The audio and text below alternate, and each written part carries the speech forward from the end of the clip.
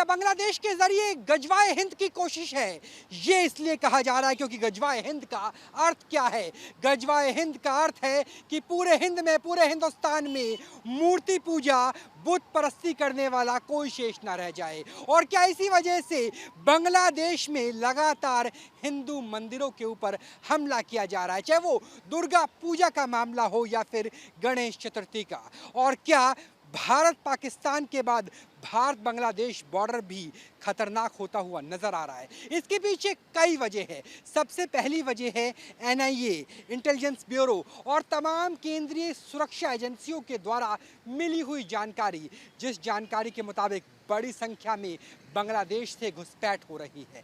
ये घुसपैठ औपचारिक रूप से भी की जा रही है, कई बार तो मदरसों में एडमिशन के नाम पर सबसे पहले असम पहुंचा जाता है, टूरिस्ट वीज़ा लिया जाता है। और बांग्लादेश और भारत का बॉर्डर पूरी तरीके से तारबंद नहीं है जिस तरीके से भारत और पाकिस्तान का बॉर्डर है।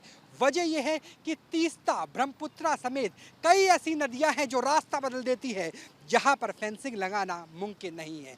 त्रिपुरा, मेघालय जैसे ऐसे पर्वतीय क्षेत्र हैं जो वर्षावन है, उष्णकटिबंधीय वर्षावन, जहां पहाड़ और बारिश का ऐसा घालमेल होता है, माइंड मलेरिया ऐसा फैलता है कि वहां पर तारबंदी लगानी और उसे बचा के रखना बेहद मुश्किल हो जाता है।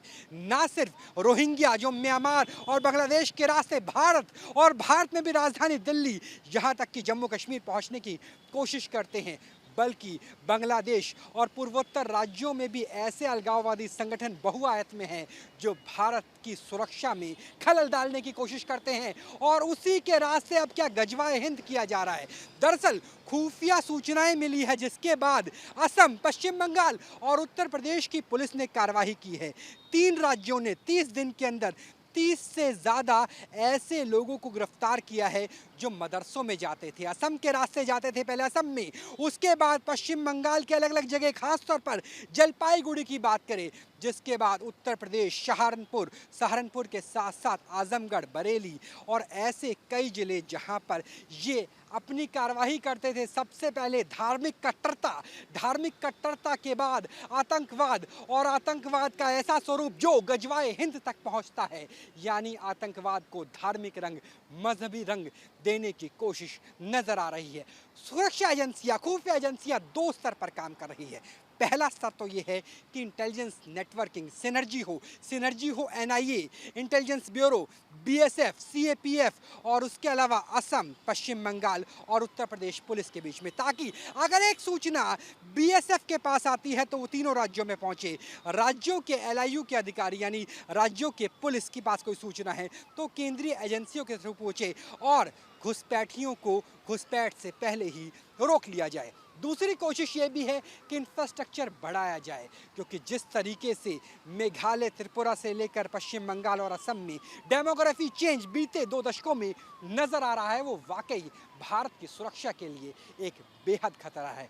ऐसे में ज़रूरत इस बात की भी है कि जो बॉर्डर आउटपोस्ट या फिर ऑब्जर्वेशन पोस्ट जैसे नेटवर्क, जो स्मार्ट फेंसिंग, लेजर फेंसिंग हमें पश्चिमी बॉर्डर यानी पाकिस्तान में नजर आती है, वैसा ही क्या बांग्लादेश और भारत के फ्रेंडली बॉर्डर पे भी करना ज़रूरी है, ताकि घुसपैठियों पर नकेल लगाई जा सके। क्योंकि आज जो नशीली वस्तुओं की तस्करी कर रहे हैं, आज जो अवैध व्यापार कर रहे हैं, कल को वो गजवाए हिंद जैसा आतंकवादी कृत्य भी कर सकते हैं। और यही वजह है कि बॉर्डर पे भी सुरक्षा बढ़ाई जा रही है और तीनों राज्यों की पुलिस, केंद्रीय सुरक्षा एजेंसी और सीएपीएफ यानी अर्धसैनिक बलों के साथ मिलकर काम कर रही है, ताकि जो बांग्लादेश में एक ऐसा तबका सामने आया है जो धर्म को एक हथियार के तौर पे, एक वेपन के तौर पे इस्तेमाल करना चाहता है, जिसकी कोशिश है कि गजवाए हिंद हिंदुस्तान में किया जाए, उसे समय रहते ही सर कलम कर दिया जाए, उसके सारे नेटवर्क को उसी तरीके से तबाह कर दिया जाए जैसे 2.5 दशक पहले सिमी और मौजूदा दौर में पीएफआई के तौर पर भारत सरकार उन संगठनों के ऊपर कार्रवाई करती हुई नजर आ रही है जो भारत को तोड़ने का ख्वाब देख रहे हैं, जो धार्मिक समरसता को छिन्न भिन्न करने का ख्वाब देख रहे हैं। और उम्मीद यही है कि जब सिनर्जी होगी तीनों राज्यों की पुलिस के बीच में, जब सिनर्जी होगी होम मिनिस्ट्री यानी सीएपीएफ, बीएसएफ, उसके अलावा एनआईए और तमाम सुरक्षा एजेंसियों के रूप में, तब गजवाए हिंद का ख्वाब खाक में तब्दील हो जाएगा। जर्नलिस्ट संजय कुमार के साथ राहुल डबास, न्यूज़ नेशन, दिल्ली।